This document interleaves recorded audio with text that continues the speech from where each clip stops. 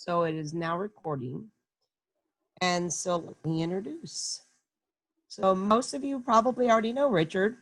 He is a Mensa Bulletin language columnist and has been for quite a while. He's the author of more than 50 books about language, history, and humor, including the best-selling Anguished English series, and his current titles, A Treasury of Halloween Humor and A Treasury of Christmas Humor. He is a founding co-host of A Way with Words, broadcast on NPR. His syndicated column, Lederer on Language, appears in newspapers and magazines throughout the United States, including the San Diego Union Tribune. He has been named International Punster of the Year and Toastmasters International Golden Gavel winner. And then in addition to that, like he mentioned, he is married to Simone, who is the current Loksek in San Diego Mensa. So did I leave anything out, Rich? Well, I'm going to add, but not something that you would necessarily put in. The first thing is just a little repetition of what I'm pretty sure I did at my president's talk last time. And that is among the people here that you see, there is somebody whose daughter was fired on national television by a American president. And that happens to be, ta-da, my daughter Annie Duke, at that time, the winningest woman in poker history. And she was on in 2009, so about 11 years ago, on Celebrity Apprentice, the second year that it was Celebrity. Got down to the last day, only two left, Joan Rivers, the late Joan Rivers, and Annie Duke, and was fired. Simone and I were in the audience for the last day. We watched all the others, and so I am that person. The other celebrity, and I'm not sure where he would be because I know we each seen them different, but you'll notice Mr. Wynn there, Mr. Mensa 2011, and hey, correct me, love, but and I think you've emceed everyone since then. Is that correct, sir? That's right, since 2013, 8 years so far. And then I hope that they saw your article at the end. What is it called? Something or other at the end. Train Wreck and Heels? No, yeah, but I mean the department there in the Mensa Parting Thoughts. Parting Thoughts, yes, from Parthian shot. Yeah, that's it got an interesting history. Then again, everything does.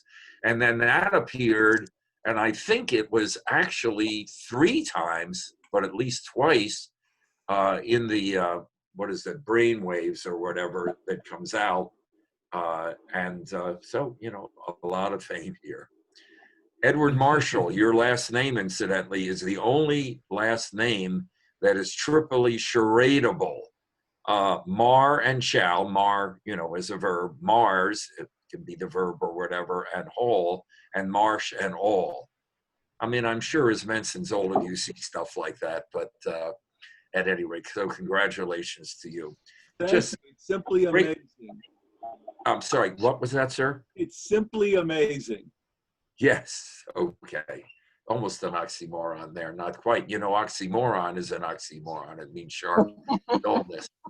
I'm from a family with 5 kids, and I'm the only one that got this. And I mean, to the extreme, the difference. A very loving family, but the other 4 can't read my books because it's just, they're very proud, and I don't know how it happened, but some combination of genetic and environmental roulette, although we didn't have books in our house, but so it goes. I'll take it. So here we go at any rate. So just quickly on those books, I'm getting a number of orders, and I'll keep this honestly to a half hour, this part. No, I'm kidding. So you see them, and because they are self-published, and I'm happy to talk about that, that artist is 91 and I am 82, and you can sort of see, and I think it's up on the website there, but you can sort of see the detail, and there are 50 plus in the book, and I'd love to do your holiday shopping. And again, because our scholarship funds have largely come from the poker tournaments that I run monthly, but because I couldn't do it after February, note I do pronounce both R's, we're hurting and we're just trying to build up the funds. So if you send in an order and you indicate that you're with Mensa, I mean, I have to know that or I can't apply it. I will provide 8 of the $13 to our scholarship fund. We had over 300 people this time. I will inscribe personally, you know, happy Halloweeny, because one of the first jokes is, what do you call an empty hot dog? A Halloweeny.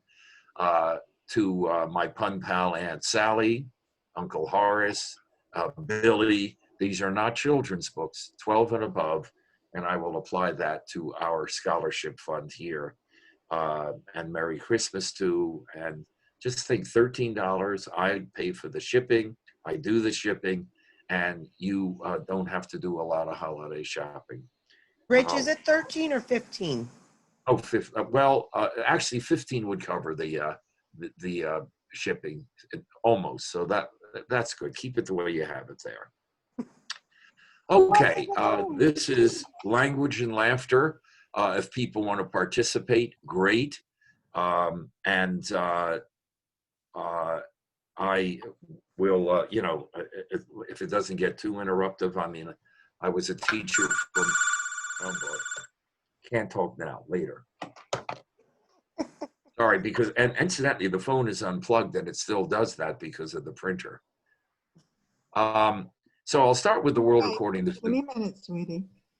Pardon what? Give me a minute. Oh, nothing. I can't understand that. Dennis, you need to mute your My what? screen. No, I'm talking to Oh. Janice. We could hear Yeah, her because if talking. I mute my She's gotta screen, we're in mute. trouble. I'll do the Harpo bit. So it's truly astounding what havoc students can wreak upon the English chronicles of the human race. And I pasted together. What happened is I got a PhD in linguistics, the scientific study of language. And I was so excited about it. It was on English word making, how words, the morphemes of the atoms of words, of meaning-bearing elements, coalesce into the molecules that we call words. I had been a pre-med student and chemistry major and loved that. And I just loved applying that to English, to language, and showing the rules, the laws that they obeyed, almost like the periodic chart. So I didn't hide my light under a bushel. I never do, as you all know. And I spoke to our local Rotary in Concord, New Hampshire, and the editor came up and said, gee, this could be a column. And I said, oh, anytime. I started a weekly column called Looking at Language, same name as in the bulletin. And people started sending in bloopers, funny mistakes that students all over the world make. And I didn't throw them away, and I ultimately collected them and wove them into 2 different articles. And I got a call from a publisher in South Carolina. Gee, down here in Charleston, Mr. Lederer, we love your bloopers. Have you got other kinds besides the student? I said, absolutely. I've got like 20 different kinds. Insurance bloopers, church bloopers, dangling participles, don't dangle your participle in public, and so on. And so into the book it went, and just Anguished English sold 1 million copies and has always been the spark plug of my career. 4 books in bloopers after that, and the rest is history. But the point is, you don't hide your light under a bushel. If you believe what you're doing and you're good at heart and just not trying to screw other people. So this is what I pasted together. The inhabitants of ancient Egypt lived in the Sahara Desert, which they cultivated by irrigation, over which they traveled by camelot. They all rode in hydraulics, and ancient Egyptian women wore a colosseris, a loose-fitting garment, which began just below the breast, which hung to the floor. And if any of you want this little essay or fractured history of the world, email me. You will get it within 2 days by attachment. And of course, it's in the book Anguished English, and of course, they're available through my website. From the Egyptians, we move to the Bible, which is full of many interesting caricatures. You do know why Adam and Eve were the happiest couple in history? Okay, you do. I can tell because you're Mensans. It's because she couldn't tell him how many other men she could have married, and he couldn't tell her how much she loved his mother's cooking. So they were pretty good shape there. And speaking of the Bible, of course, let me just see, Moses was technically the first person in history to use a computer. He was the first to download data from the cloud to his tablet. Any of these you want, hey, what was that tablet joke? You're going to get it from me if you ask. From the Egyptians, we move to the Bible. As I said, Noah's wife was called Joan of Arc. Lot's wife was a pillar of salt by day and a ball of fire by night. Moses went up on Mount Sinai to get the 10 Commandments, but he died before he ever reached Canada. David was a Hebrew king skilled at playing the lyre. That's L-I-A-R, so that's what we call homophonic, same sound but wrong spelling pun. And it should be L-Y-R-E, that being a musical instrument, lyre, L-Y-R-E, whence we get the word lyric and lyrical, 2 words. Solomon, one of David's sons, had 300 wives and 700 porcupines. And you do know I was sorely tempted to add to that one, to whom he made love very carefully, but I didn't because no student wrote that, so it's not in. Unless it's genuine, certified, authentic, unretouched, unconcocted by any professional humorist. And I certainly didn't concoct these. I did sew them together. So I do write transitions, but I never put one in unless it was from an actual student. Hormones poured in the sneakers. The Greeks were a highly sculptured people, and without them, we wouldn't have history. The Greeks invented 3 kinds of columns: Corinthian, ironic, and Doric. They also had created myths. A myth is a female moth, and one myth tells us that the mother of Achilles dipped him in the river Styx until he became intolerable. And the nice thing about Mensans, we get that. We readers, we tend to know that stuff, and you don't have to translate or say, I better not use that because people are going to look at me askance. Mensans get it. Mensa, where we get your jokes. Mensa, where we get you. And just because this is such a special group, the etymology of the word mensa, okay? It comes from an old Latin root that means he who got beat up in junior high school, if you didn't know that. And, oh, good. Boy, that's so funny that some people are laughing. Way to go. Actually, and now I'm not making it up, it's from a triple pun, mentis vine, we all recognize that. Mesa, table, I happen to live on Mesa Madera Drive, Simone and I, and it means wooden table, kind of bad Spanish actually. And mens, meaning month, and we know the word that echoes that. So initially, people who sit around or sat around once a month using their mind and I guess solving the world's problems. And on that, and Ruth, if you can talk, Ruth, the link that you might have, the link letter or art, I call it. We here in San Diego Mensa are celebrating the 60th anniversary of American Mensa. And that took place in Brooklyn, 4 people meeting in Brooklyn. And that was September 30th, 60 years ago. Somebody needs to mute because I'm hearing all sorts of noises. And I think Ruth would have the info, or you can certainly get it. Again, I'm a Luddite, Richard Lederer. But Ruth, can you hear me, Ruth? Yeah, I can hear you. Okay, so can they get the info on our San Diego, but open to all of you, 60th anniversary, the veterinary talk? I'm going to be doing president, so don't tune in on that unless you haven't heard it, but yeah. Yeah, so if you go to, and I'll put it in the chat, but if you go to our CBR Mensa website. Our calendar's on the first page, and the events and the links are on there. So Thank you, always. Just, it's called How Can I Help? And then you see Ruth Greenwaite's picture there somewhere in the dictionary. So I'm not quite sure. Yeah, okay. So Socrates was a famous Greek teacher who went around giving people advice. They killed him. Socrates died of an overdose of wedlock. And some of you will know, again, somebody needs to mute here. Ruth, can you help yeah, me? that's Karen. Can you mute your line, please? Yeah, if you don't mind. It's just, at least I can hear it, and I assume they can. So maybe you want to mute Miss, whoever you are. And you may know about Xantippe, who didn't look shrewish, but she was. And he, at any rate, took the hemlock, and one of the just seminal events in the history of thought and all of that. What a guy. And if you know this stuff, then somebody gives you the rule, what's the difference between a centaur and a senator?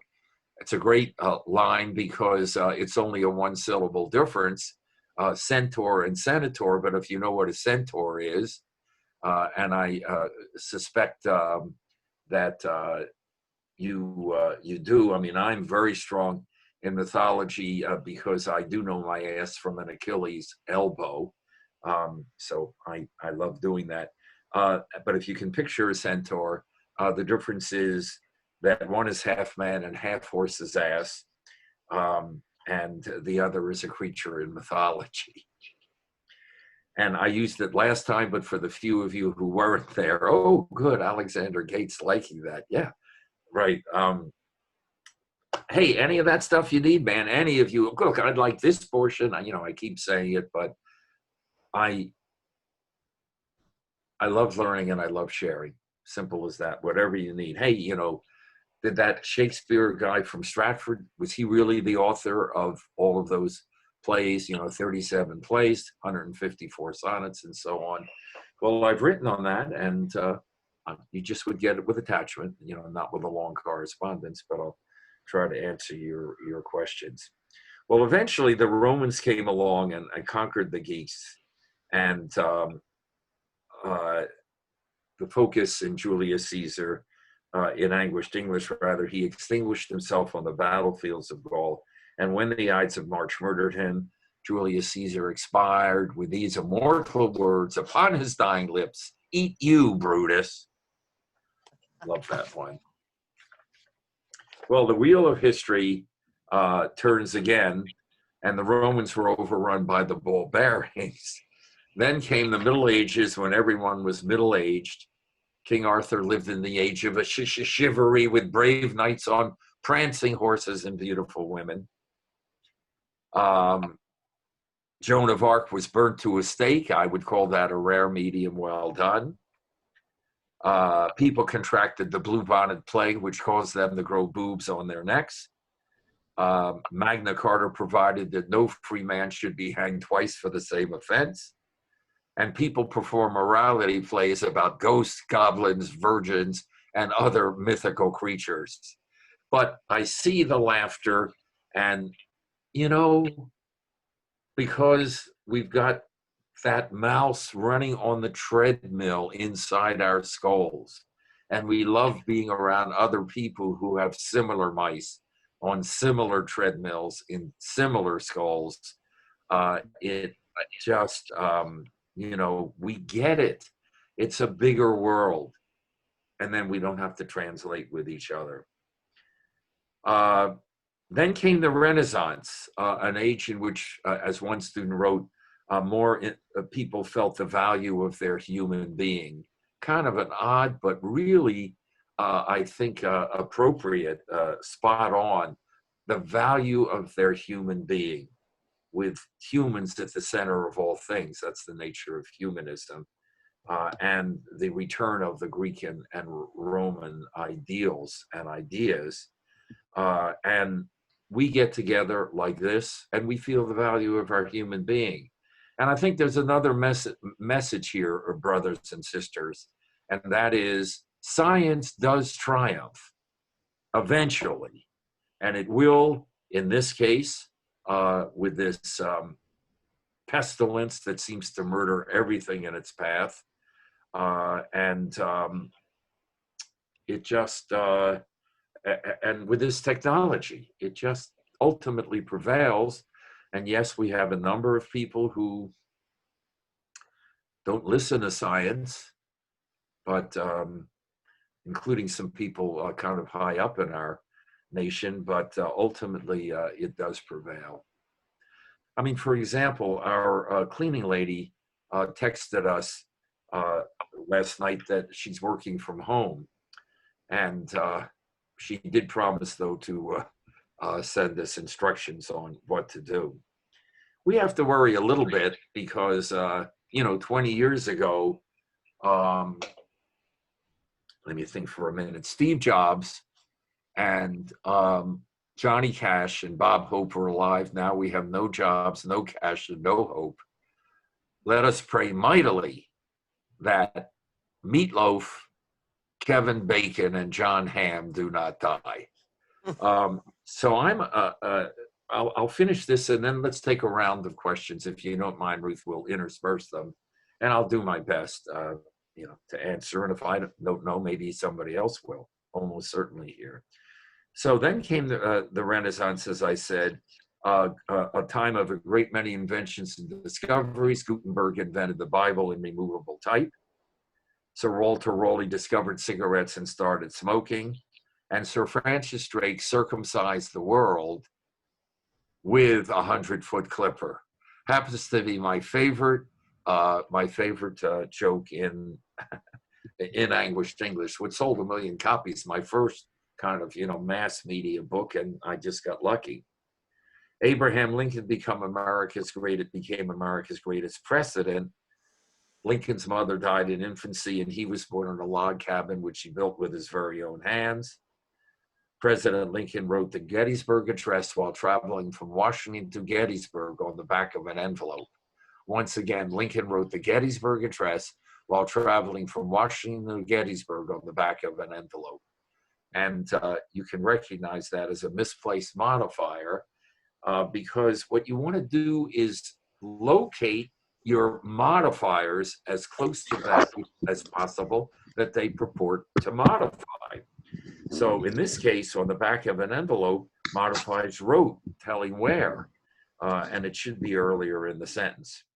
And to give you a sense of what hot water you can fall into if you dangle your participles in public or misplace your modifiers, 3 real-life examples, all to do with television, and all genuine, certified, authentic, unretouched. From TV Guide, in the very late, let me think for a minute, 70s, Yoko Ono talks about her husband, John Lennon, who was killed in an interview with Barbara Walters on ABC, who was killed in an interview. Then the Boston Globe, that was late 80s, early 90s, former hostage Terry Anderson talks about his 5 years in captivity with Barbara Walters on Channel 5 at 10 p.m. And then finally, American AP, and this all over the country, the diving and amateur sports communities remained in shock today following revelations from Olympic diver Greg Louganis, who talks freely of his having contracted AIDS in a 2020 interview with Barbara Walters. So great fun that last one is like that. Comments or questions relating to Mensa or anything else? Obviously, my sweet spot is etymology and certainly grammar. And speaking of that, because I don't think I had this on last time, I want you to know, I think you can all read it, right? And I'm just kidding, of course, because nobody makes a grammar error here. I'm silently correcting your grammar. I have the honor of being a former usage editor of the Random House Dictionary of the English Language. And at any rate, I adore grammar. Incidentally, I come from a family of non-standard speakers, but I was the one that went to the library and I absorbed standard English, another dialect and one that we need to know, and ultimately became usage editor. Anything, where can I be of help? And if you're writing your memoir and your kids don't give a crap, but your grandkids do, I can talk to you about that a little bit. I have just been through self-publishing. After 50 books, my 50th being The Joy of Names, after 50 books, I went self-publishing with these two, quick chance, ta-da, because unless you are a towering celebrity, and I am far from that, you cannot sell a seasonal book to a brick and mortar publisher. And I went with this and I found a lot of disadvantages, but very powerful advantages. And again, if you're wondering about self-publishing, I sure can answer that if you wanted to ask now. And Ruth has kindly said, we'll hang around after. And I am here till the last dog is hung. And the origin of that is, it's really is hang, but hung is the idiom. And that's the dirty dog who rustled your cattle and broke down your fences. And now it's at the necktie party and you're there until the last of those dirty dogs get swinging from the gallows. But can I be of help in any way? We're not going to gather quite in this configuration again. Maybe another one, and I am, Ruth, you know, I'm yours anytime. I adore you. But whatever, anything about language or writing, the writing process, I can send you stuff. So Rich, somebody put in a comment that said you could run your fundraising poker games online. I agree, but I agree. I know about that, but it's very complicated, especially with a large group. We thought about it, but decided not to do it, but I do hear you. So anybody, can I be of help? Any questions about anything? If not, I'll continue, but don't be shy. Well, and I also wanted to make one clarification real quick. With your anniversary celebration this weekend, you can also find all the information on the San Diego Mensa Facebook page. So if you go to that on Facebook and just put a request to join, Simone will, you know, approve you within seconds. Well, she's taking a nap now, but usually she'll approve you quite quickly. And all the event information for this weekend is on there too. But now, if anybody else has questions, you can unmute or you can put it in chat, or Rich can. Yes, I think Mr. Marshall has a question, I think. It's in chat there. I don't see it. I can read it. Wait a minute. No, that's Watson. Okay. So I'm asking, what are the pros and cons of self-publishing that you Please. alluded to? All right, so what we'll do, Edward, is I will try to keep this answer to about 40 minutes. No, I'm just kidding. I'll give you a brief answer, and then if you want to stay after, or even call me, because I have been in the thick of it. Okay, the disadvantages, I'll start with that. Better to be optimistic than misty-optic, so we want to end on a high note. The disadvantages are that you really have to work your buns off to get it to look professional. And that is why so many self-published books don't look professional. The cover looks a little bubble off plum. You go inside, and I had this at a Mensa, I'm not going to name the woman, but she came rushing up to me at an AG and said, oh, look, my book, I've self-published it, and it was a very nice topic. I'm not going to be specific. And I turn over, and the first large print title for the beginning says forward, F-O-R-W-A-R-D, oy vey. And it should, of course, be F-O-R-E, meaning before, and the word before, W-R-D. And I said to her, Sally, which was not her name, I hate to tell you this, but the very first word essentially in this book is going to turn people off. She said, "Oh, thank you. This was only a mock-up. I'll change it." Whew. Wow. And I mean, so for example, in the Halloween book, I turned in a first pass, and I'd never done self-publishing. And the top says dedicated to Doug Heisey, H-A-I-S-E, and Tracy Balistreri, who give just wonderful Halloween parties each year, and I attend, comma, and then my second line was the very spirits of Halloween. I get it back, and it says to Doug Heisey and Tracy Balistrero, comma, and the next line is very spirit of Halloween, and I knew I was in trouble. And what happens is they just throw it into a machine, and as soon as the line hits the right side, even if it's the poem, it just goes and you have a second or third word. I mean, just not the way to do it. So then with the Christmas book, it was the night before Christmas and all through the house, which is in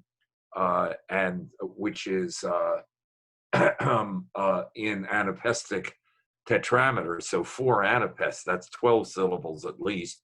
I just, even though Clement Clark Moore didn't do it like that, I just set them as separate, took the line and broke it, so I wouldn't have that experience again.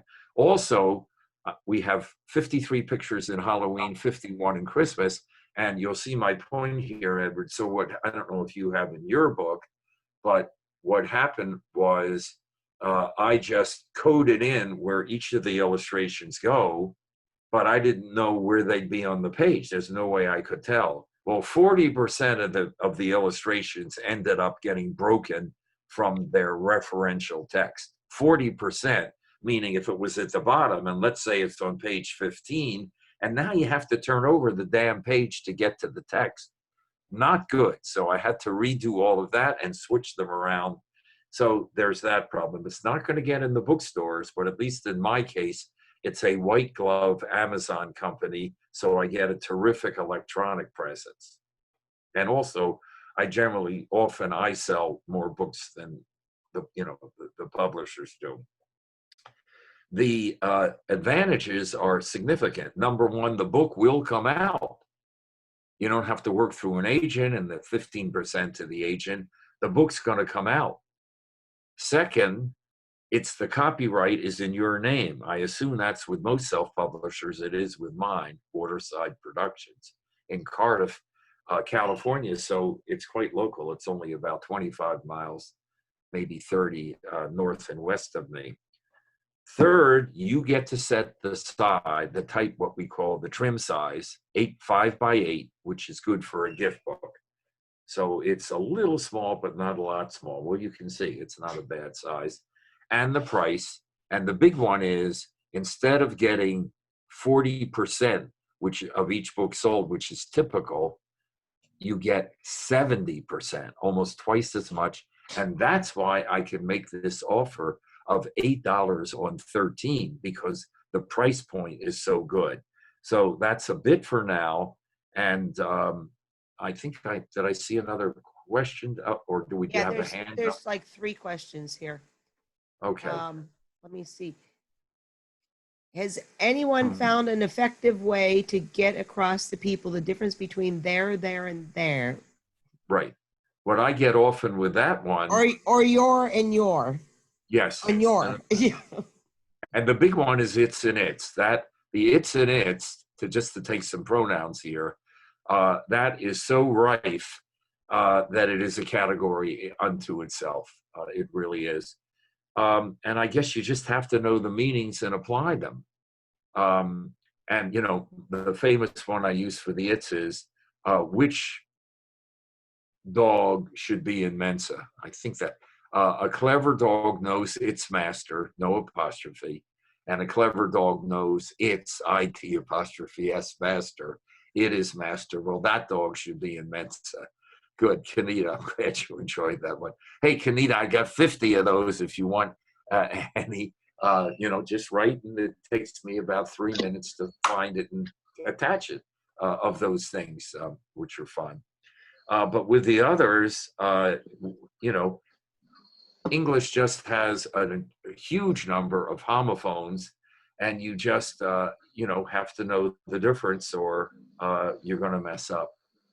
But I mean, there are that, or see it there. It's an adverb, or what we call a postponer. There, their, is a pronoun, possessive pronoun, and there is a contraction. They are, they apostrophe re. An illurophile here with Vivian. You are known as an illurophile. I do have a book called, I've written on almost everything if it's linguistic, called A Treasury for Cat Lovers. You get the whole history of cats and a lot of jokes about cats. You heard about the cat who ate some cheese and breathed into the mouse hole, Vivian, and waited with bated breath. And of course, I spell it B-A-I-T-E-D, but there's another homophone. B-A-T-E means abated. That's why that word looks odd. And another example of a homophonic error. Okay. And incidentally, we have got up to some words, and again, I could send you the list, have up to 8 homophones. I think air is the champion. This, with the sound we hear is air, A-I-R, H-E-I-R, and so on, E-R-R, although is preferred there, air is acceptable, E-R-E, air, they come again, and so on. And I have a whole list from 3 triples up to 8 being compulsive. That's why I enjoy Menson's. Okay, do I miss Richard giving? Oh, no, thank you. I was going to hold that up at the end, but just a minute here. Do you want? I can put it in the. I can put it in the chat. Well, okay, a little old tech, but there. Richard H. You have to remember the H. Richard H. Lederer at gmail.com, and Verbivore is my website, and also where Simone puts my books up. I hope you can all read that. I'd say take it down, everyone, because maybe Christmas, like about December 10th, you say, Dan, I could do some Christmas shopping, but I don't know how to reach Rich. And it benefits Mensa. Thank you, Ruth. Okay, and anybody else? So, yeah, did you see the other questions? Mr. Marshall, I hope that was useful. What are your 2 favorite seasonings? Parsley, sage, rosemary, and thyme? I'm a man for all seasonings. And I know about Charlemagne, who mustered his Franks and set out with great relish to assault and pepper the Saracens, but he couldn't catch up. Frankly, I never saw such a pun. It's the worst. So the answer is all. I should trust Simone to do that. So there we go. So where do you stand on the Oxford comma? Aha, thank you very much. The Oxford or Harvard comma, I'll be happy to send you examples. I stand very strongly that it must be used, and it just kills me. Thank you, the Kumars. I remember you two from and you laughed together. Looks like a very good union there. Well, that was actually Robert Smyer that submitted that one. So. Yeah, no, I know that, but they're laughing at the joke. So the thing is, in my newspaper column in the Union Tribune, and I post that on our my website, they don't want the comma, and that's the case with most newspapers and many magazines. And it kills me, but I don't use the Oxford comma there because why should I make my editor have to take it out? So I take it out and develop ulcers. You may know that Chip Talby, the editor of the Mensa Bulletin, and the best editor I have ever had in a magazine. He's unbelievable, and you see the constant improvement of that magazine. But he decided about 2 years ago, I would say, not to start using the Oxford comma, which I had strongly suggested to him, and now the Mensa Bulletin uses it.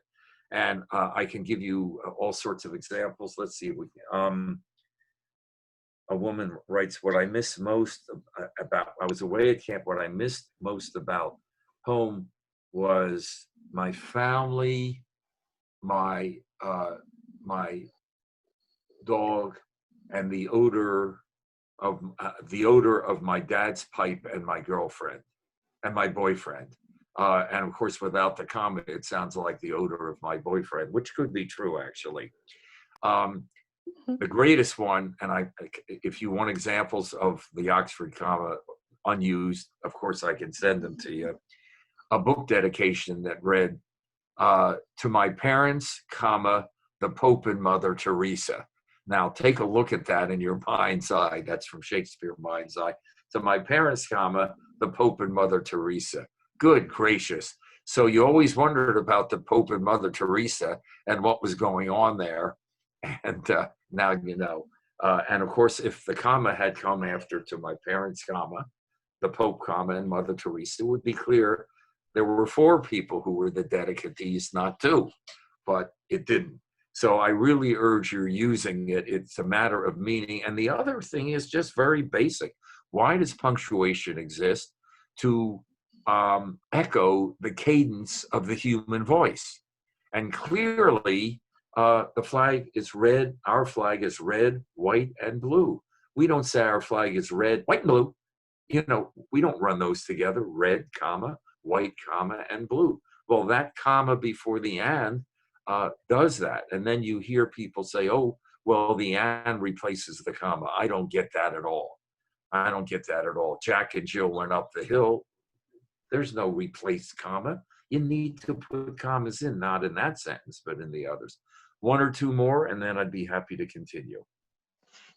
Anybody else? My pleasure. I love it. Such good questions. I have recently read that millennials see the period at the end of a sentence as aggressive. Have you heard about this in your comments? And then another similar one is 1 or 2 spaces following a sentence final period. Yeah, the second, but the first, I haven't heard this. Millennials see a period as aggressive. What do you put there? Nothing?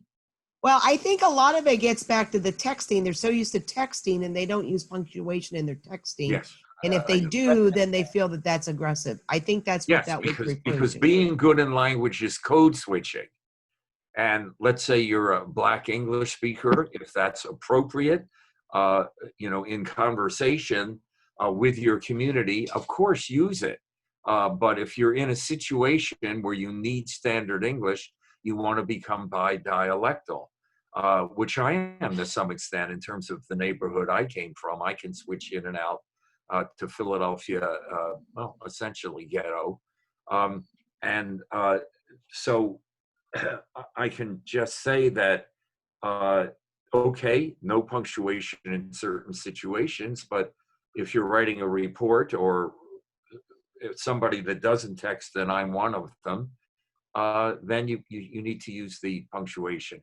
And incidentally, slightly on that, in America, the period goes inside the quote at the end, not outside. Inside, the opposite of English. Well, David, I like the thumbs up. I actually would rather put it outside. I think it makes more sense. But I live here, so I don't put it outside. Yeah, Ruth. So, and now, and the other one was, 1 space or 2. I warmly recommend 1, and I've done a lot of work on this. That means 2 from Sandy, right? Well, okay, but now growing up, and I'm not saying in your case, Sandy, but I, in my time when we chiseled onto stone to create messages, 1 from Elizabeth. Yeah, well, maybe we'll take a text, but often, and with a typewriter too, but the computer automatically sets spacing, and 2 spaces look like too much. And remember, these days, often what we print is right from text, and therefore it's going to look like too many. And I think I can only tell you, folks, all books that, as far as I know, come out with 1 space between. I don't do 2 spaces as a writer. Well, I know that the 1 space was because of the typesetting, and they changed it because of it.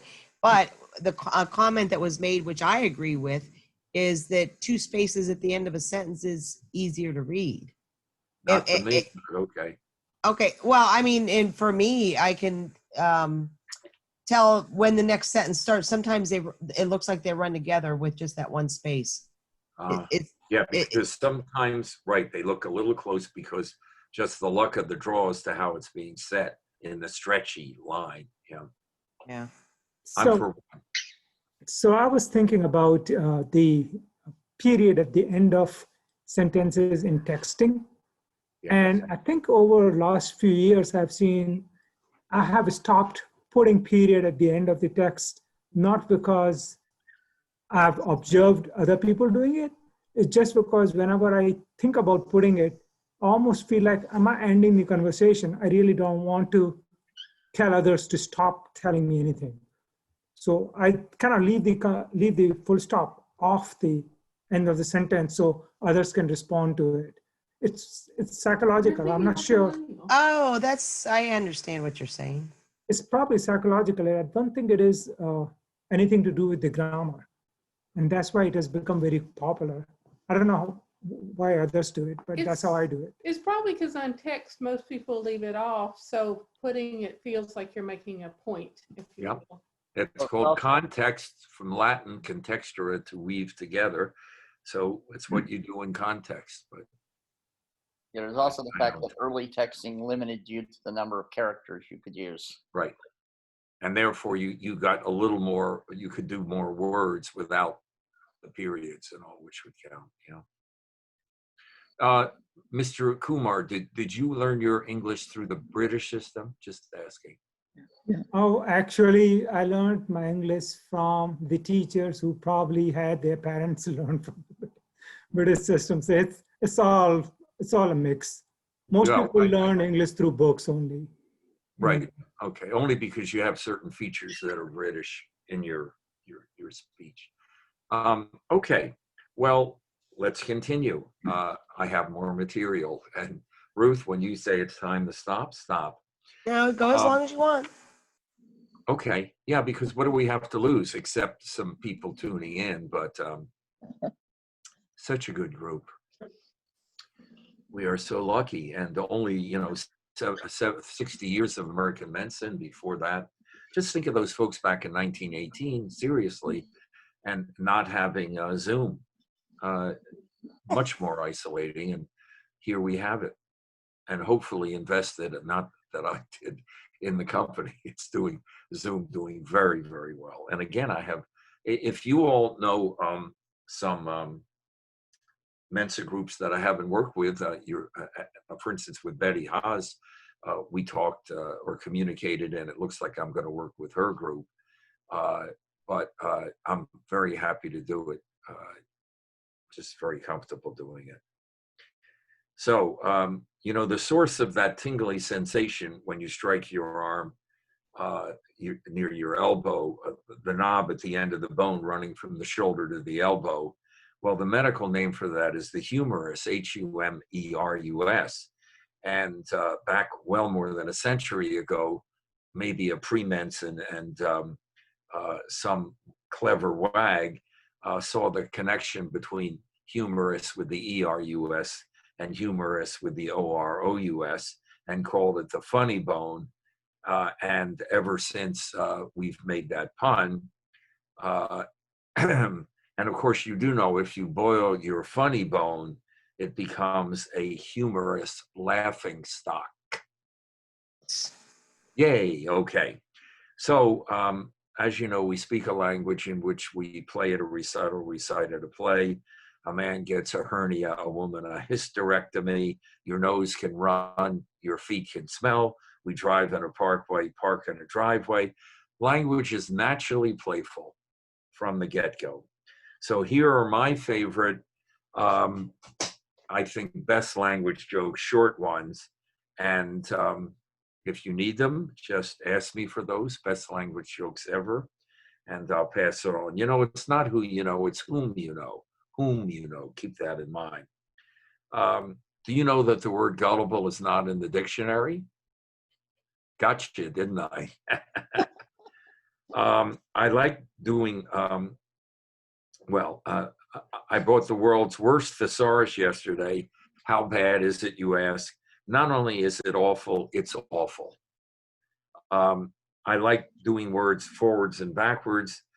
You know, boss is spelled B-O-S-S because your boss is a backward double S-O-B. Might come in handy sometime. Just a minute.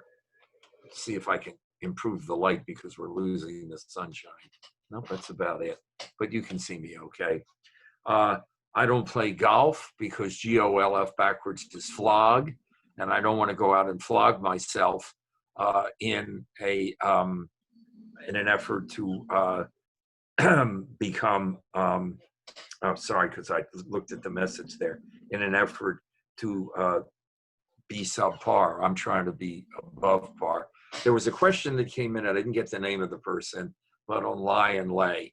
That's a category in itself. They are the two most confused verbs in English. And there is a reason for that.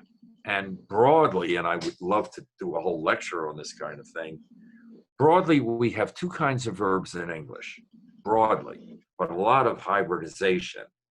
One is walk, walked, walked, walk the present tense, walked past tense, and then walked present perfect. Today I walked, yesterday I walked, I have often walked on the street before, and the pavement always stayed beneath my feet before, and so on. And those are the ones we're used to. But we have another set that's dying before our eyes and, in a sense, our ears. And that is ring, rang, rung. And those are strong, irregular. Walk, walked, walked, ED, are regular because there are only three ways to make them, and they're very similar.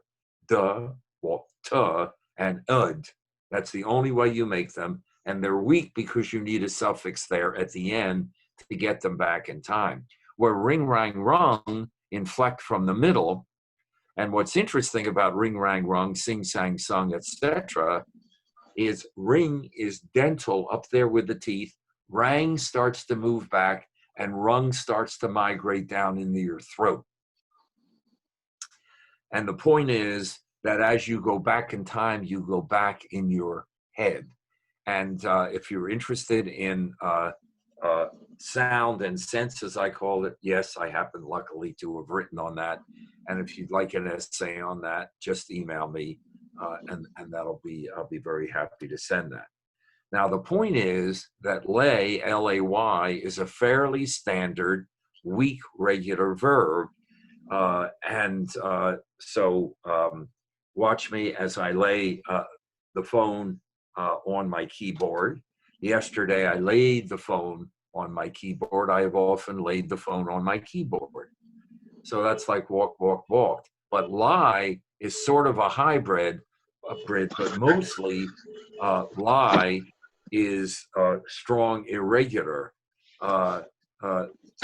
Today at noon, I often lie in the hammock. Yesterday, I lay in the hammock. Uh-oh, big trouble. The past tense of lie is like the present tense of lay. Trouble a-coming. And then I have often lain in the hammock. Lain, L-A-I-N, is that really a word? I think for most of you it is. And I like those, but we're losing those and we're getting very weak with them. For example, now he pleaded guilty. It's not pled. We've lost that. It's pleaded. And she dove off the board. No, she dived off the board is preferred. And I have, of course, a long essay on this. And so the way to distinguish between lie and lay, and thank you for the question, whoever you are, is simply this. Number one meaning, lay means to put and lie means to repose, okay? Second, let me see if I can get these now. I haven't done this one in a long time. Well, is timing. So what happens is you can't do them both at the same time. So watch me as I lay the phone. Why isn't that showing? On my keyboard. And now it's lying there. So the easy way to remember this is first comes the lying, then comes the laying. No, first comes the laying. 82. Dementia, what have you done to me? First comes the laying, then comes the lie. That's a real good. And then I wrote a poem about this. Remember Kenneth Lay? And he was head of Enron. It was the kind of the first real big nightmare that broke on the corporate horizon. He actually, it's the late Kenneth Lay, and you don't wish that on anyone. But at any rate, so I wrote a poem then where, you know, a lot of people lost money. And his name is Lay. The difference between lie and lay has fallen into deep decay, and there were quotes there. But now we know from Enron shame that lay, capital lay, and lie are just the same. So there's another way. If you're interested in lie and lay, I've got a great essay for you on strong and weak verbs. And we're losing the wonderful variety of, there are 17 ways that the strong verbs, and I've chased down every one of them, and only 3 ways that the weak verbs do. And I really lament the loss. So that was a great question. Thank you. The only place where success comes before work is in the dictionary. I hate it when people use big words just to make themselves sound perspicacious. I used to correct my friend's grammar, but I stopped. That's because I decided it's better to have friends than to always be right. And it is true. And Dr. Lederer's 3 rules for correcting people. Rule number 1, are you right? And if you're inflicting somebody with, no, your work isn't done, meat is done, your work is finished, that is so bogus. We use done most of the time with those 2 words. A woman's work is never done. Are you done working with this file or program? So are you right? If so, will it make a difference? So if I go, I just had an MRI recently, and the MRI person in the MRI firm, see, palindrome, MRI, F is the fulcrum letter, and then IRM. If you like palindromes, oh boy, have I got palindromes for you, including one that includes my first and last name. And that does sound impossible, but I can only tell you, oh, Susan, so you're good with the maneuver, I guess. Not that you've ever heard that before, but at any rate, so here we go. Okay. Oh, and the third is do it in private. But in the second, I went for the MRI, and the guy, Gabriel, said, okay, lay on the table, Mr. Lederer. And I said, and we were alone, and I said, it's lie. And, you know, when I showed him, first comes the laying, the lying, then laying, then comes the lying.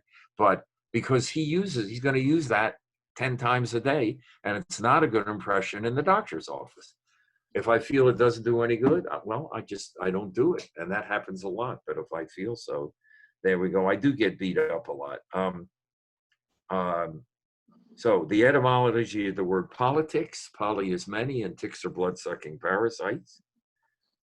For the Ilura file, gosh, who was that? Allison, or I can't remember. But at any rate, for the cat lover, what's the difference between a cat and a comma?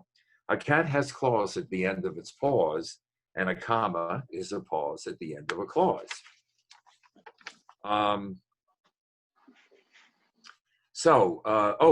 Here's can and may.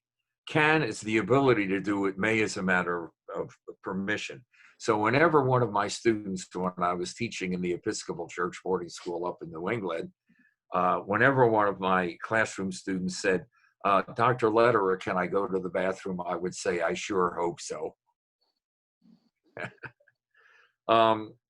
This one you might know, but who cares? Have you heard about the dyslexic agnostic insomniac?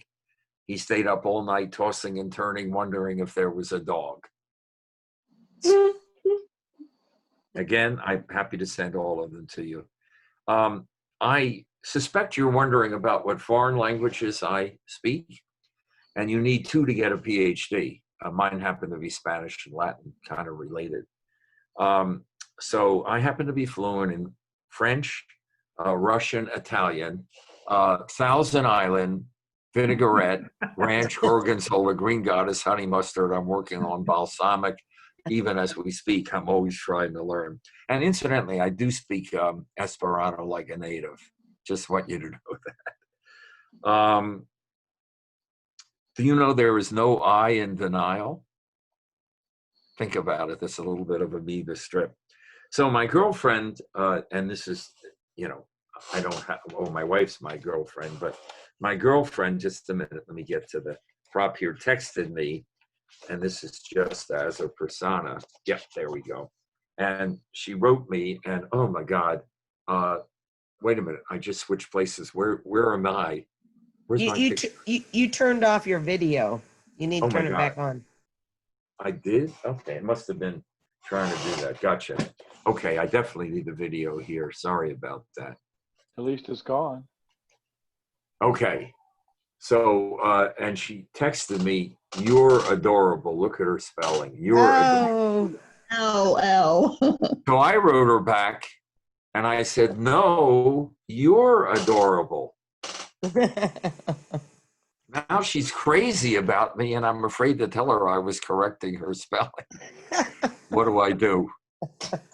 And another one like that, just a sec here, is those who are out, another high-tech prop here, those who are out to impugn the reputation of the former mayor of Wasilla, Alaska, governor of Alaska, and 2008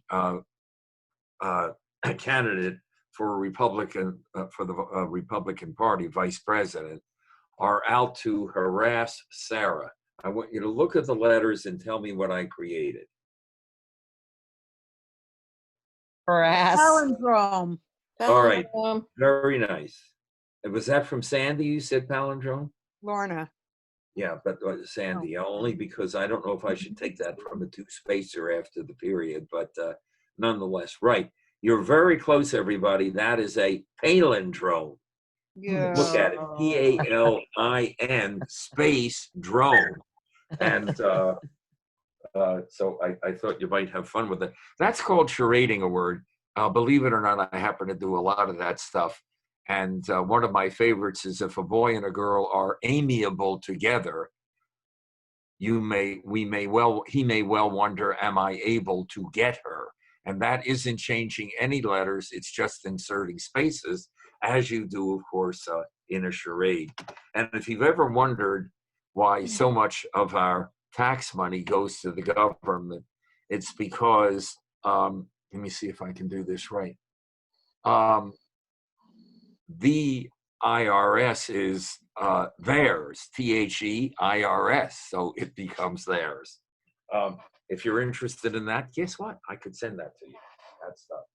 Okay, a few more here, and then we'll take some more questions, and then I'd like to finish with some puns, a little pun performance.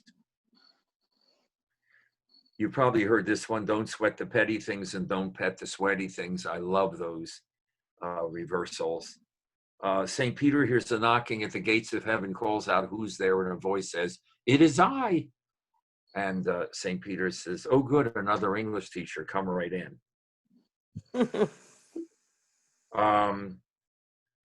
So my wife was in labor with our first child. Again, this is fictional narrative here. Things were going pretty well, and suddenly she began shouting, I'm, we're, can't, don't, won't, shouldn't, couldn't. I said to the doctor, oh my gosh, is something wrong? He said, no, she's normal. She's just having contractions. Great. Perfectly normal. All right, my last one for this. Some contend that there is no difference between the adjectives complete and finish, but there clearly is. When you marry the right woman, you are complete. If you marry the wrong woman, you're finished. But if the right woman catches you with the wrong woman, you are completely finished, which I'm getting toward in this. I know that you're all Mensans because you get my jokes and you're laughing. I'll take some more questions, and then I'd like to do some punnery, and we'll have some fun. And hey, folks, this is only what life is about. Just what it's about. Humor, togetherness. We're social animals, and just Menson's a great place for that. So any more? If not, I'll do puns, but honestly, be happy to answer. And then we'll have time at the end for some questions. Mr. Kumar, yeah. So in correcting the grammar, this little girl was standing right in front of the mirror, and she looks at the mirror and says, "That's me." The mom says, "No, that's I." She says, "She sure looks like me." Oh, that's cute. Yeah. Well, the interesting thing with me is we know it's coming in more and more. Like, you know, me and Ruth spent hours preparing for this performance here. But the thing about that is that it is both an atrocity of syntax, meaning word order, and case. And pronouns, you know, have cases, and that's why we screw them up worse than we do with any other language and all. So at any rate, what studies show is that by putting yourself first, you know, me and Susie went to the movies. You know, language shapes us, and when you put yourself first rather than third, because most of us here grew up with third person being at the end, and second in the middle, and third starts as at the beginning. Now we put ourselves first. That it does tend to make people more egotistical, and I can see that would work. And my joke is, we have something called the Civic Theater in San Diego, and it is does revivals, and and we have one of the most beloved Rodgers and Hammerstein's shows, musicals coming back, but damn it, they've had to change the name to Me and the King. Yes, shouldn't it and so shouldn't it be Susie and I went to the movies, not me absolutely, absolutely. and it seems like it should be it is me, not it is I, because Well, it's because it's the direct object. no, you would because say, is. Thank you, Becky. No, is an existential verb, also known as a copulative verb, and it doesn't take an object. Predicate nominative. Yes, it's a predicate nominative is another word. Right, very good. And the it just simply postpones. So it is I am, essentially. but if you say it is we, yeah. I guess there are places where you say we, where people instead say him. Yes, or us. Or here's the point.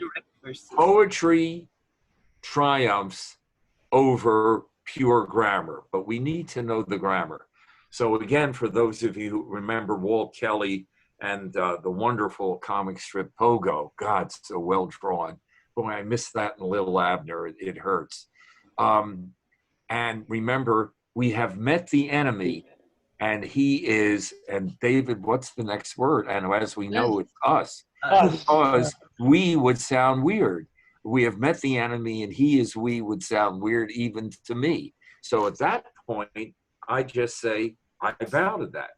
But it is I does not sound weird to me, and it is correct, meaning is can't take an object. It takes what's called a predicate nominative, which relate to the subject. Boy, I wouldn't mind Ruth doing a series of grammar lessons, but you all might go to sleep. But well, if you want, we can set something up. Well, Ruth, maybe think about my doing something with the holiday books later on, you know, some of the content there. But folks out there, if you have a grammar question, please send it to me and you will get a very quick answer, because I'm not going anywhere these days.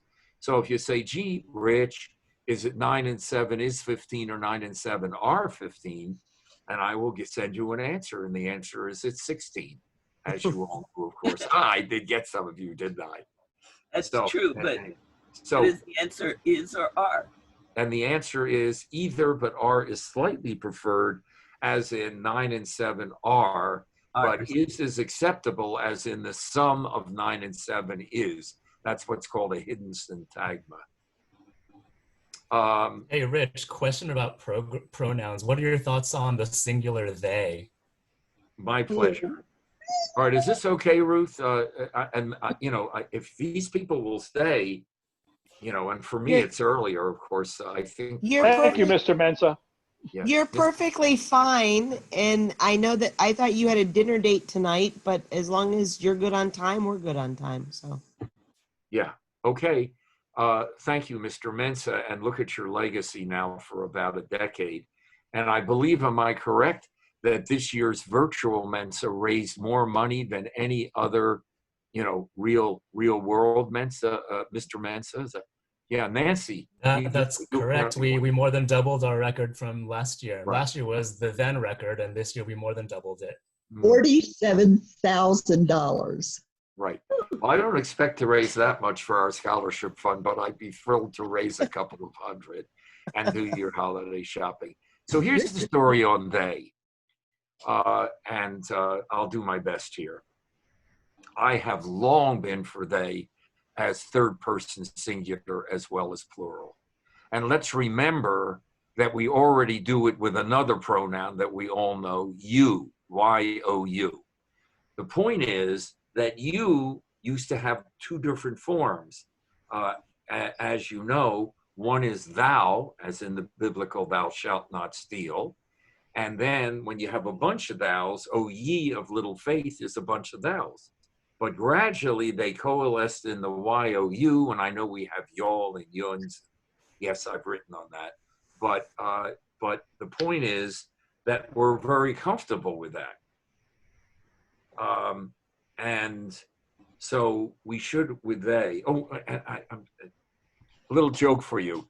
You're sitting at a table, and after quite a while, too long, the server comes and places the food on your table.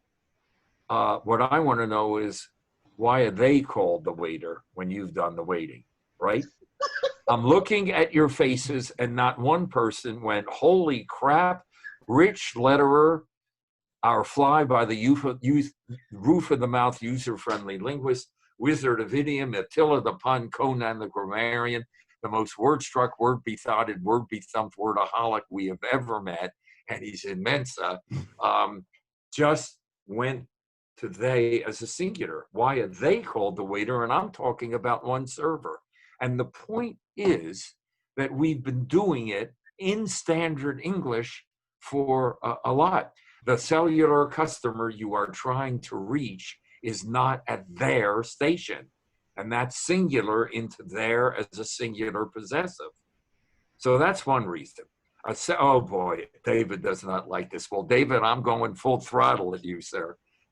So another reason is each Mensa should bring his or her notebook so that he or she can achieve his or her potential, is what I would call sexually transmitted tedium. It is too long, it is cumbersome, and to me, sexually transmitted tedium. Well, gee, then make it plural. Mensen should bring their. Why should we be forced to go to plural when singular is what we want, and we can do it with they? Now, this has really come up because of the issue of sexual identity. And we know that there have been a lot of, pressure, I guess, argumentation that folks who do not identify themselves in a binary way should be able to use they rather than he, him, himself, and she, and so on, herself. Or it. It? For a well, I don't think that's humanizing, but at any rate, as somebody said, I'd like to agree with you, but then we'd both be wrong, but I wouldn't do that in front of Mensa. So at any rate, so what is happening now, first of all, every major dictionary, and GNC Merriam most recently, I think 2018 or something like that, I'll be happy to send you one of the best essays I've ever written, and it's on this topic, for and also because of greater comfort and celebrating the diversity of human beings and the broad range of sexuality that Alfred Kinsey noticed decades and decades ago. So I'm all for it with all of you. I am all for it. Okay, some puns? Do you mind? Well, do you want to take these other questions, or do you want to do? Oh, sure. No, it'll sound like bragging. I don't get tired. I just don't get tired. And I can attest to that, really. Yeah, I just, I'll be up tomorrow early in the morning playing 3 sets of tennis. And I'll tell you why. I have blown up the distance between who I am and what I do. Once you do that, you have infinite energy. It doesn't mean a particular job. In my case, it does. I will always receive an F in retirement at 82. I will do this until I can't. And I know that day is coming, but not yet. But I have blown up the distance between who I am and what I do. And when my 2 older children came and I was teaching at a church boarding school and said, Dad, we want to become professional poker players. And in the case of Annie Duke, my daughter, of the Celebrity Apprentice, and she walked away from a PhD, which I didn't like because she was right near the end, but it was good for her. And I just said, when poker players, I said, sweeties, loves of my life, how can I stake you? What do you need to give it a try? And maybe you'll find out, like your daddy, why you were placed on this planet. And I know many of us here have. So let's okay, questions. I don't see any at the bottom, but go ahead. Well, these were written while you were talking before, and then so what about inside or outside parentheses or rote marks, especially when they are nested? Wow. Now, Lorna Home, I think, were you guys saying goodbye, or it was? No, you I have a question. Well, if I may answer that, and then Ruth is the mistress of ceremonies. So parentheses, boy, all I can say is, and I'll be happy to send an answer to that person, if it's an entire sentence in the parentheses, you capitalize it and put a period at the end. And if you're typing something and that comes up and you email me, especially these days, you'd be amazed how fast you get an answer. I'll just put it right in. Now, if it's in the middle of something else, then you have another situation, and it sort of depends.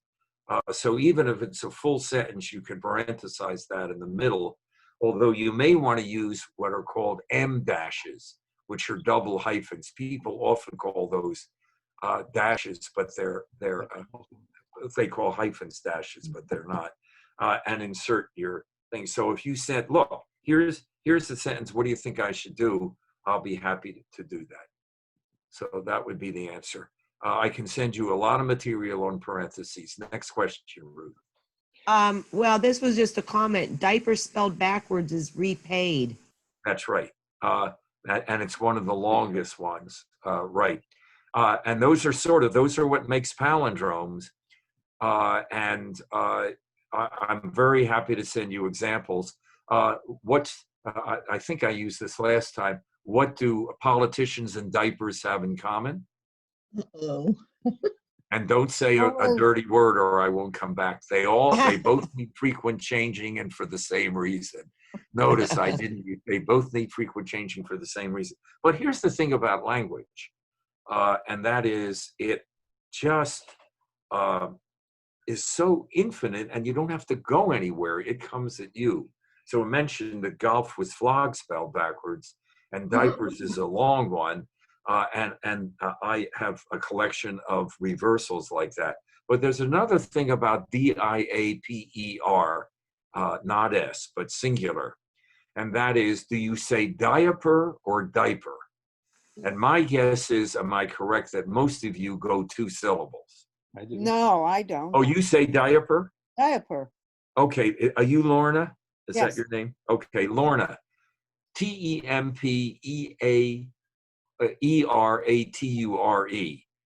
How many syllables? Temperature or temperature? Okay, I say temperature, but I say diaper. No, I understand. Oh, but people, all right, what about What about INTERESTING? Well, I say Interesting or interesting? interesting. Yeah. Okay, but diaper, you do interesting. What happened is, through the 19th century, it was considered elegant to say every syllable, chocolate, for example. And I've got a nice little collection that I've put together. But I say interesting, and most people in the 20th century, and of course now, will tend, it's called syncopating the middle syllable.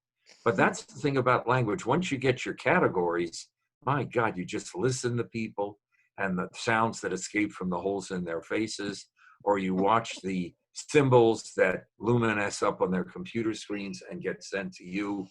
And you're just in for a lifetime of joy. You don't have to go anywhere. You just listen. So, Ruth, one more maybe, or two more? Or Nancy Campbell. Oh. Well, one is a Yeah, comment. where you live, right. Senator is an anagram for treason. Yes. Oh, and boy. When to use a semicolon? Well, okay. Yeah, Senator. However, I've got discounter introduces reductions. Now, particular sign, discounter introduces reductions. What is that? I think those are 9 letters and all 3 are anagrams. And if you want to see narratives that I've written where it moves along and they're all, in a story, and you get these intercontinental altercations, you get amazing 12 ones. Just email me. I mean, I hope you're writing down, gee, that's interesting. I'd like to see his anagrams. And a palindrome is a special kind of anagram in that it's an anagram of the first half comes in the second, but only backwards. So they're very hard to do because the language resists. But I think the greatest palindrome ever, and you'd have to just email me, but is Go Hang a Salami, I'm a Lasagna Hog. It has got everything. And if you're interested in my work in palindromes and how I rank palindromes, email me and, do it soon because otherwise you might forget after. So, and then what was it? Diapers. Somebody said where you live. Midwesterners are more likely to say interesting. And with the influence there, also age because of what was his name on Hee Haw, very interesting, that guy. Sometimes with very interesting we'll add it, but most of us say interesting. And this is what linguists like. They just take the sounds that escape from the holes in our faces and analyze them. Yes, Ruth, sorry. When do you use a semicolon? All right, when do you use a semicolon? Essentially, after you've had a columoscopy, you end up with a semicolon. But aside from that, here's the story on that. There are essentially 3 uses and not many beyond. The first is you have 2 independent clauses that could exist by themselves. And by clause, I mean subject verb. Okay? A clause has a subject verb. And you want to meld them. You can't do a comma or you'd have a comma splice. You want them to relate to each other in a way where you're saying, hey, these are related. So, for example, Zelda won the beauty contest, semicolon. Her uncle was one of the judges. So when your ear says, make them closer, semicolon. Second, if you have some commas sprinkled throughout, and this is really 2 and 3, and I can send you examples if you need clarification, because I actually have come up with examples, many. So for Christmas, I received a rubber ducky comma, then a red comma, white comma, and blue bouncing ball. Well, now you've got commas and blankety blank. You have to semicolon off each item. That is the full item. Otherwise, people don't know where something ends. So it would be a rubber ducky, semicolon, a red comma, white comma, there's your Oxford comma, and blue bouncing ball, semicolon, etc. even if only one of them has commas inside, you do that. And that's basically the other reason. And that is when you have other commas, you need to do that. And they are much rarer than they used to be. There used to be many more semicolons. Now you almost use it at your peril, but I do at times, especially if I don't want my reader to get lost. Hey, just with a little pause, one of my enjoyable aspects of the Halloween and Christmas book, I have in each book funny quotations from celebrities. And here are my two favorite ones from each book. David Letterman, of course, by the way, Letterman, that's my last name, except mine is German for leather worker, Lederhosen, and it's the German equivalent of Skinner and Tanner. David Letterman is actually the Anglicization of that. But he wrote, boy, last Halloween, so many children came to my home that I ran out of candy and I had to start giving out nicotine gum. So I like that one. And my favorite of all is Shirley Temple. So she writes, and there are about 15 quotes in each book, but she writes, I believed in Santa Claus till I was 6 years old. And then Mommy took me to the department store to sit on Santa's lap. And when I sat on his lap, he asked me for my autograph. And you could imagine that would be a little disillusioning about Santa and all of that. So Ruth, your choice, I can save puns till another time, and I'll just remember to do that. I can do them now. It would take about another 15 or 20 minutes. I'm happy to perform them. What would you like? We can just take questions, and because we've been at this a while, I'm sure it seemed longer than it really was, but I do my best. Well, it's up to the audience. Whatever they want is fine. All right. How many would prefer? Oh my God, Nancy, I adore you. God, nice Scottish name there. How many of you would like to continue with me? And how many of you think you need to leave very soon? All right, continue with me. Hands up if you want. My God. All right, fine. Okay, thank you. Wow. Okay, well, I am International Punster of the Year. And we pun ladies and pun gents, or pun up girls and pun gents, believe that a good pun is like a good steak. It's a rare, medium, well done. And it's what language was made for, to be playful. And basically the definition of a pun is this much meaning in this much space, so twice or three times the meaning, and in an effort to be funny. You may not end up being funny, but you're trying to be. So for example, have you heard about the successful perfume manufacturer? Her business made a lot of sense. And think about how you're spelling sense. Three, not two, but three.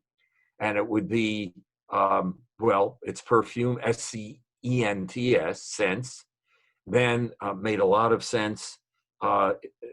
C-E-N-T-S is the perfume. And then it was appropriate, S-E-N-S-E. So there's an example of three in one, but usually it's just two. And if you're interested in puns, boy, what I could send you. I mean, you'd have to be a little more specific, but the whole taxonomy of puns. So what I like to do is take some classics and perform them. And usually I'd be on stage and walking around and have a costume, but I'm not doing that here. So from the Halloween book, you've all heard about Quasimodo, not the real Modo, the Quasimodo. So there's your pun on Quasi. Not the quarterback of Notre Dame, not the halfback of Notre Dame, not the fullback of Notre Dame, but the hunchback of Notre Dame. And since you've all been so kind to stick around, I'm going to show you, Ruth, this includes you, how to make a Quasimodo face. Glasses off. Take your thumb and pull up on your nose and then pull down this way. Okay, Ruth, I'm looking at you. You have to be doing this. Okay, and this is a Quasimodo face, and it is so versatile that, watch this, Phantom of the Opera. Quasimodo, Phantom of the Opera. Ruth, I have some bad news for you. Your face stuck. It's still there doing that. Well, Quasimodo grows too old to ring the bell. And by the way, if you want this in print, and I know I keep saying this, but it's yours. And one way to get it is incidentally with a Halloween book. It's near the end among the monsters. He grows too old to ring the bell. So he puts out an ad in the paper, wanted bell ringer. He opens the door the next day, and there is a fellow standing. David, you're naughty. You may have heard it, but I'm doing two versions. You may not know the second one. And this fellow has no arms.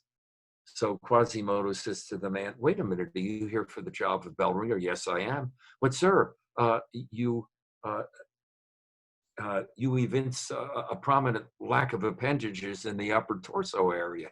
"Yes, I do," says the man, "but I have a very tough forehead.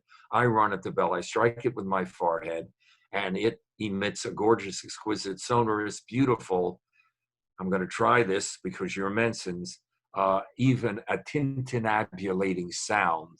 I hope tintinnabulation of the bells rings a bell with you." Of course, it's Edgar Allan Poe. So just take a look at, if you love poetry, if you love poetry, Poetry, you want to try Poe, Trypoe, of course, with a space in between. That's another category. We won't go into it. So, Quasimodo says, "Okay, you're hired." The man mounts the obligatory spiral staircase up into the bell tower, looks at the bell, runs at it. Bang! Gorgeous, sonorous, exquisite, beautiful, even tintinnabulating.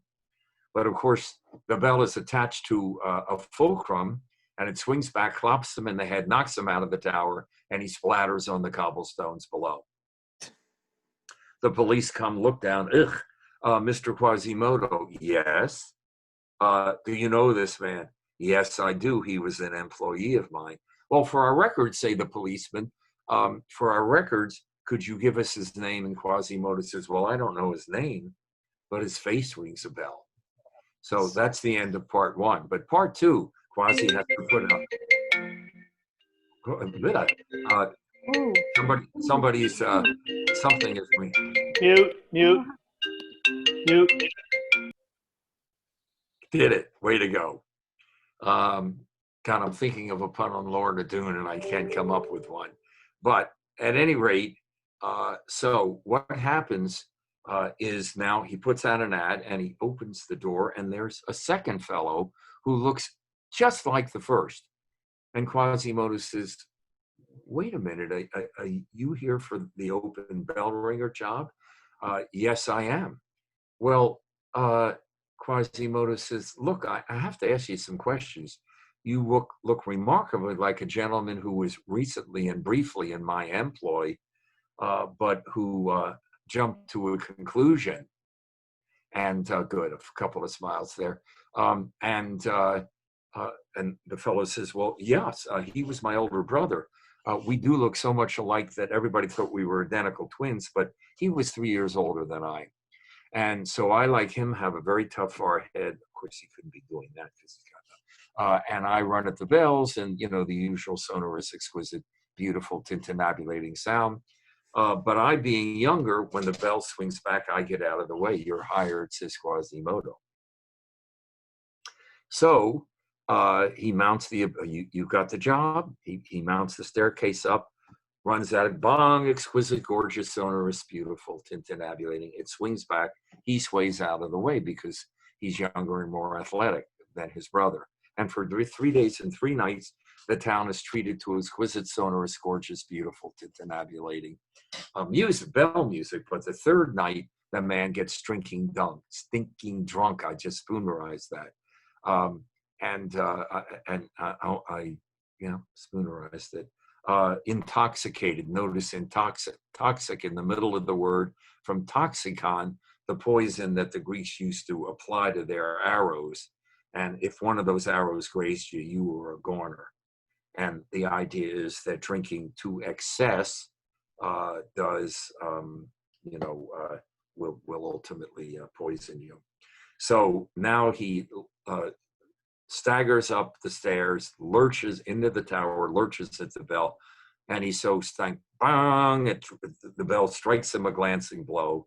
He can't get out of the way. He's too drunk. He flies through the air, splat on the cobblestones below. The police come. Mr. Quasimodo, do you know this man? Yes, he too was an employee of mine. For our records, can you give us his name? I don't know his name, but his face rings a bell. Okay, last pun. Now this one, Ruth, could we unmute everybody, or do you think that will get too ear rinsing? Here's why. This is a bit of an interactive set of puns. So do you think we could ask everyone to unmute just for this? Ruth, that's okay? That's fine. Ruth? Okay, anybody who wants to unmute, because this is a, all right, because this is a Simon Says, so here we go. William Archibald Spooner is an eponym, that is a fellow after whose name we have a word, Spoonerism. And I happen to collect eponyms, thousands of them, and everything from Elbridge Gerry, the governor of Massachusetts, and ultimately one of 3 vice presidents for James Madison, who gave us gerrymander, and guillotine, you know, from Henri Guillotine and so on. And at any rate, he entered the earthly stage, I think it was 1833, and he grew up to become a distinguished professor of divinity, philosophy, literature, and history in the Oxford Yards. But to his undying chagrin, he was better known for what became known as Spoonerisms, for reversal of initial consonants and consonant blends. So one day he was reputed, and these tend to be authentic, some of them. His tankard of ale to Queen Victoria and said, 3 cheers for our queer old Dean. You're laughing because you as human beings are made to untangle that to dear old Queen. But they're puns because both of those meanings hang in the air. Yeah. Another time he was a devout Anglican, and he entered his church, and there was a woman in his usual place, and he approached her and said, "Mauden me Padam, you are occupying my pie. May I sew you to another sheet?" And you all can see what that was. And these have become known as Spoonerisms.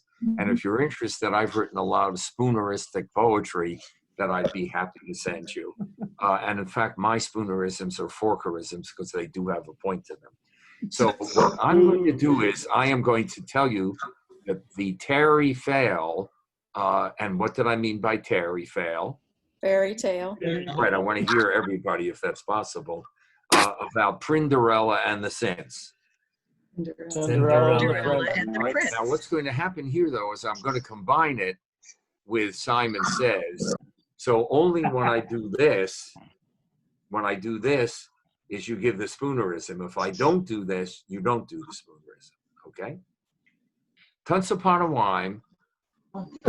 Once upon a time. A gritty little pearl, isn't that nice? What's a gritty little pearl? Pretty little pearl. Her name was Prinderella. She lived with her stick-it wet mother and her sugly isters, and they made her pine all the shots and chans, wean all the clindos, and do all the wordy-dirk around the house. Isn't that a shirty day? Well, one day the king issued a proclamation that all the eligible earls in the kingdom should come to a Trancy Fest ball. Well, Prinderella didn't have a Trancy Fest. All she had was an early drag. A dirty rag. Such a shirty name. Such a dirty So off went the stick-it wet mother and the 3 sugly isters to the Trancy Fest ball, while Prinderella stayed home. And who should appear but Prinderella's Gary Fodmother. Gary Fodmother quickly turned a pumpkin into a poached 4 ice in the morses, and Prinderella's early drag into a dragnificent mess. Magnificent dress. He said, "Now, Prinderella, You go off to the Drancy Fest ball and you have a good time, but you better be home by the moke of street night. The stroke of midnight. Cinderella to the Drancy Fest ball, and dang, she did have a good guide, because at the Drancy Fest ball, Cinderella met a prancing hince. She pranced with that dance. Now notice one of the consonant blends changed there because one of the words changed. Prance with that dance all night long, and at the moke of street night, Cinderella ran down the Stallis Peps, and she. Now I'm going to give you the real words. Dropped her slipper. You give me the spoonerism. She Dropped her dripper. Hey, guys, I got to tell you, the older I get, the more I do slop my dripper, but don't tell them. The men especially laughing. Well, the next day, the king issued another proclamation that all the gallows in the kingdom should slide on the tripper. Try on the slipper. Slide on, no, the stick it, wet mother slide on the tripper, it didn't it. Cinderella slide on the tripper. No. I'm getting the ugly Easter slide on the tripper, it didn't it. But Cinderella flipped her soot. Flipped her tripper, and it fit it. And so she and this is a triple coming up, she and the prince mut married, and they lived happily ever laughter. You'd have to go with those three. Moral of the story is, if you want to go to a Drancy Fest ball and meet and marry a prancing hince, you better be sure to slop your dripper. And the story of the Maury is that that's just like a walk in the park and a piece of cake. And well, incidentally, all of those have interesting etymologies. But just thank you so much. And I will close. Well, not close because I'll be here for questions. But in case people have to go, I think Elizabeth may have it. Elizabeth, yeah, do you have a question now? It's not really a question, but I am extremely dyslexic. And so spoonerism is my language. Yes, I get what I speak. And one time I was working and I had my own office and I was doing some paperwork and listening to the radio, and I was listening to a Christian radio station, and the words to the song are, long before my plans are made, I know a master plan was laid. I heard myself sing out loud, long before my plans were laid, I know a plaster man was made. Oh my God. And Elizabeth, up to you, but you want to say to people, I'm kind of dyslexic. And, that's my license plate is dyslexic. Right. Interesting. Well, maybe we can talk about that after, because something like 30% of all CEOs in America have some dyslexia. And have, they come up with methods to deal with it. I have what's called eulexia, EU, and that is I see words not dyslexically unless I want to, but they just dance around, Same here. Anagrammatically and palindromically, and this and that, and they're just dancing all over the place. And it doesn't drive me crazy because I can make money on it, so to speak. But I've been good for nothing tonight. So I close with a toast to all of you. And that is, thanks for joining. And please don't leave if you want to stay. And you kept your word. Ruth, I don't know that anybody left after that last part. And I think just about everybody who started is there. I'm seeing 15 of you. Well, 16, 17 with the two first, which is great. And probably there's some people that I can't see here. Oh, no, we're still over 30 people right now. I'm so great. So a toast to all of you. Why do we call it a toast? I'm glad I asked me that. We call it a toast because English never a metaphor it didn't like. And of course, we make metaphors of things we value, and one of them is food and drink. So toast is actually a food metaphor. And the idea is that back in the days of Elizabeth I and William Shakespeare, known students as Willie Wigglestaff. And by the way, that name Shakespeare comes probably from the fact that he had an ancestor who was in the military and shook a spear. And that's not a pun, that's simply like my name, leather worker. that's just simply the way many surnames work. But at any rate, back in those days, people would place slices of spice toast into their tankards of ale to improve the flavor and remove the impurities. And you're coming out for the Zoom during these perilous times with this pestilence that seems to murder everything in its path. What a year, and not to mention the global warming and so on. I hope you feel that there's been a little extra sweetness added to your life, and maybe even a bit of a diminution to the bitterness that seems to be coming at us. So my favorite toast here is champagne to our real friends. Here's real pain to our sham friends. Thank you for being real friends of having me here, our glorious, uproarious, notorious, victorious, outrageous, courageous, contagious, stupendous, tremendous, and over answers that we call the English language. And for your local or otherwise Mensa group, love you all and thanks a lot. Thank you. We love you, Richard. Thank you. Thank you so much. Thank you. But You make language fun even when you're wrong. anybody who wants to stay, you know, we have the room open as long as somebody's in here. So. All right, David, I didn't quite catch that, but if you want to stay, I think you said something even when I'm wrong. I was wrong back in 1998. I remember that moment, but at any rate, okay, looks like a lot of you. You thought you were, but you were wrong. Yeah. Okay, so what we'll do, God, still a nice dozen here, plus a couple of couples.